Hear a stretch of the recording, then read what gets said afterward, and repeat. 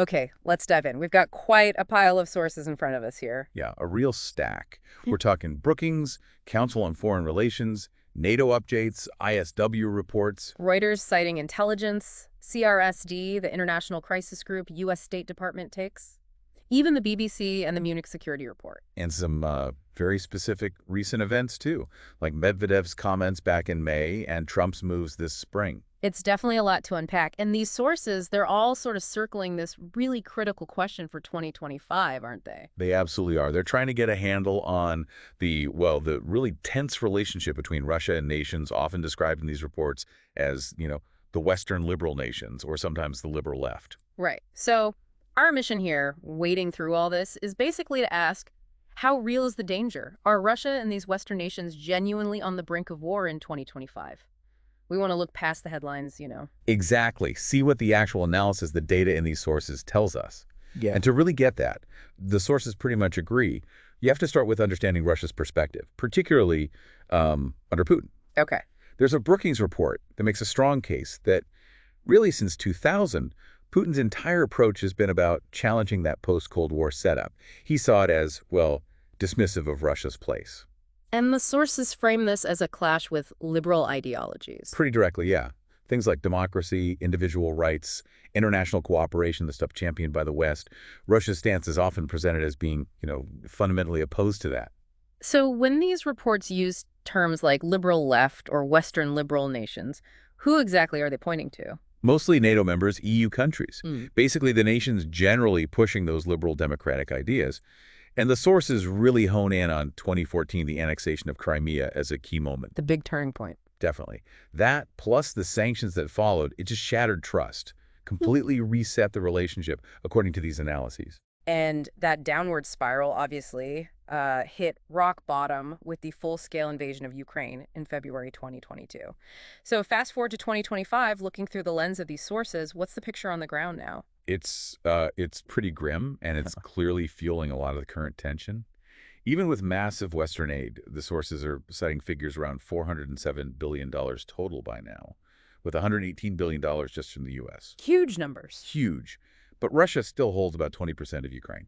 That's from CFR analysis. And the human cost. It's just staggering. Over 40,000 civilian casualties mentioned, 12.7 million people needing aid. Still. And Russia hasn't exactly been stalled, have they? I mean, territorially. No, that's a crucial point from the Global Conflict Tracker data. It shows Russia gained over 4,000 square kilometers in 2024 alone. So they're still advancing. Right. And that fact, plus what a 2025 NATO report calls Putin's refusal to engage in constructive peace talks, it makes any diplomatic solution look pretty distant based on these sources. So Ukraine is this festering wound, basically. And on top of that, we're seeing escalating rhetoric, military moves. What recent things are really ringing alarm bells in these reports? Well, Dmitry Medvedev's comments from May 28th this year get highlighted quite a bit. He was on X, basically threatening Germany over helping Ukraine guide missile strikes. He didn't mince words, did he? Not at all. Called Germany an enemy, talked about Nazi ideology. It's extreme, sure, but the sources use it as an example of this broader Russian narrative painting the West as the aggressor. And the West's military buildup is seen exactly like that from Moscow's perspective, presumably. Oh, absolutely. The Institute for the Study of War points to NATO troops near Russia's borders increasing, like 2.5 times just in 2024. And Russian officials, Shoigu, for instance, jump on that to say, see, Europe's getting ready to fight us in the next few years. Are there other Russian military actions beyond Ukraine that the sources flag as worrying? Yes. There's a 2024 NATO report that talks about how Russia's military exercises have become much less transparent since the Cold War ended. These sudden snap drills involving huge numbers of troops. Right, they seem to come out of nowhere. Exactly. And the report argues they're often used for intimidation, for political signaling, not just training. And there's a pattern there that makes analysts nervous. There is. The sources point out similar large, unannounced drills happened right before the conflict in Georgia in 2008, and again before Crimea in 2014. So that history definitely raises red flags. And then there's this really quite startling development in 2025 involving North Korea. Reuters reported, citing South Korean intelligence, that North Korea actually sent troops maybe up to 15,000 to fight in Ukraine. Wow, North Korean troops in Ukraine. Yeah, with thousands reportedly becoming casualties already, it just adds this whole other disturbing dimension to the military situation. It's not just military chess moves, though. The sources also talk about Russia's bigger political game, right? Challenging the whole Western-led order. Definitely. A big piece of that puzzle is the deepening relationship with China. A 2024 CFR report actually calls it a quasi-alliance. Quasi-alliance. Strong term. It is, and the report says it's specifically aimed at pushing back against U.S. influence and the current global structure. Is there a concrete example of that coordination? Well, the sources mentioned Putin and Xi Jinping had a call literally on the day of Trump's inauguration back in January, and apparently they specifically discussed cargo transport and how they'd approach the new U.S. administration together. It signals, real alignment. Interesting timing. And beyond China, a 2025 analysis from CRSD highlights Russia's role in the Middle East, kind of skillfully balancing ties with Iran, Turkey, Saudi Arabia. It's all part of this push for what they call a multipolar world, basically one not dominated by the West. Okay, so that's the picture of Russia's strategy painted by these reports. How have the Western nations, the liberal left, as the sources sometimes put it, been responding? Well, the main tools have been sanctions, beefing up their own military posture and trying to keep diplomatic channels open, though that's clearly been tough. The sanctions since 2022 have been massive, hitting Putin's allies' key industries. But have they worked? Have they actually crippled Russia's economy like maybe they hoped? According to a Brookings report from this year, cited in our material, not really. Not in the sense of causing an economic collapse.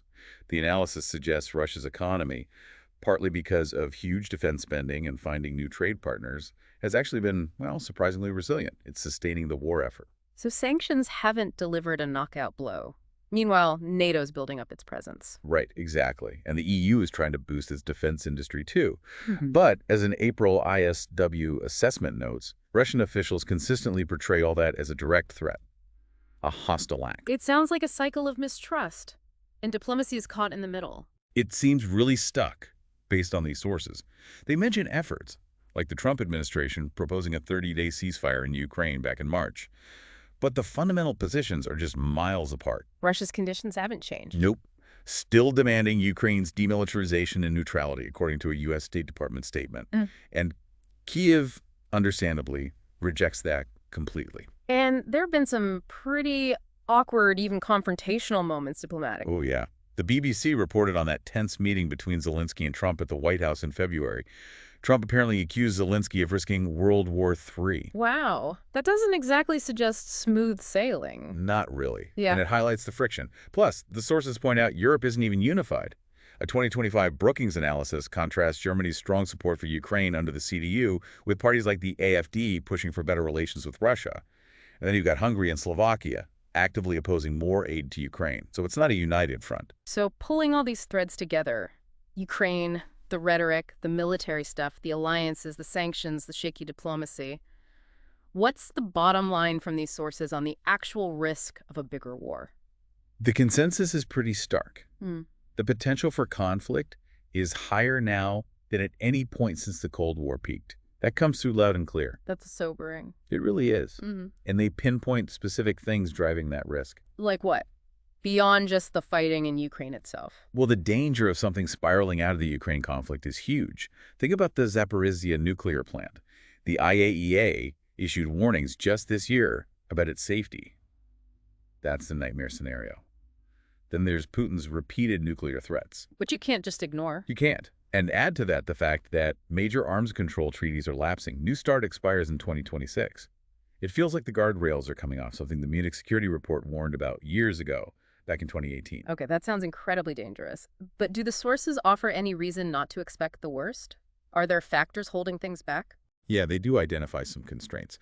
On the Western side, NATO keeps stating its posture is defensive. The 2024 Washington Summit Declaration reaffirmed that deterrence, not aggression. They stress NATO isn't set up for an offensive war against Russia. And Russia itself, despite the gains in Ukraine, might have limitations. That's what some analyses suggest. The war in Ukraine has been incredibly costly for them. U.S. intelligence estimated massive casualties by late 2023, and a 2024 Atlantic Council report talks about serious manpower issues in the Russian military. Even with help from North Korea or China. Those alliances definitely help their strategic position, no question. But the core assessment is that the Ukraine war has weakened their capacity for another major sustained conflict right now. And what about constraints on the Western side, beyond just defensive posture? Domestic issues play a role. A 2025 International Crisis Group analysis mentions economic problems in Europe, plus the political divisions we see in the U.S., especially under the current administration. These things could create, some reluctance to escalate further. Now, looking critically, do the sources challenge the simple narratives at all? Do they add nuance? They do, actually. It's not presented as purely black and white. For instance, while NATO reports obviously refute Kremlin talking points, the sources do acknowledge that NATO expansion eastward has been a long-standing grievance voiced by Russia. Whether you agree with it or not, it's part of their stated rationale. So, understanding their perspective, even if you condemn their actions. Kind of. There's a 2025 SOAR-RSD report that talks about a lack of strategic empathy from the West, meaning maybe a failure to fully grasp Russia's security concerns or historical viewpoint, leading them to feel cornered or ignored. Again, it doesn't excuse aggression, but it suggests Russia's actions might be partly a reaction to perceived threats. That adds complexity. Do the sources admit where we just don't know things? Oh, yeah. They mention data gaps, like what's the real long-term hit from all these sanctions Yeah, or the military buildups. There's even a hypothetical estimate mentioned suggesting maybe only about half of European companies are even properly tracking the effects. And that framing we started with Russia versus the liberal left. The sources themselves kind of complicate that picture, don't they? They really do. As we said, the West isn't monolithic. Hungary and Slovakia disagree on Ukraine policy, according to Brookings. And Trump's approach, as described, seems much more about, economic deals. That mineral profit-sharing agreement with Ukraine in April is a prime example rather than some grand ideological crusade. So maybe it's less about abstract ideas and more about, well, old-fashioned power, resources, history. The sources definitely pile up evidence pointing in that direction, suggesting those deeper currents, power struggles, resource competition, historical baggage are really what's driving things, maybe more than just democracy versus autocracy. Okay, so wrapping up this deep dive, synthesizing all these reports and analyses, what's the final word on Russia and the West in 2025? The clear message is that things are incredibly tense, genuinely dangerous. The war in Ukraine, the military buildups on both sides, the near collapse of diplomacy, they've pushed the risk of a wider conflict way up. Russia occupying Ukrainian land, NATO's increased presence, harsh rhetoric like Medvedev's, it's all pointing to a very unstable situation. But not necessarily inevitable war. No, the sources don't quite go that far. They highlight those constraints we talked about. Russia's military is stretched despite its alliances. Western nations have their own internal pressures and might hesitate to escalate dramatically. And, underneath it all, the nuclear deterrence factor, however strained, is still there, according to some of this analysis. Diplomacy isn't dead, but it needs serious effort at de-escalation from everyone involved. So as you listen to all this, reflecting on what these sources show, the data, the analysis, the different viewpoints, it really makes you think, doesn't it? Is this primarily an ideological showdown between Russia and the liberal West? Or, as the evidence seems to suggest, are those deeper forces, power, resources, historical wounds, the real engines driving this precarious moment? Definitely something to chew on. Absolutely. The reality laid out here is far more complex than simple labels allow. That brings us to the end of this deep dive into the source material.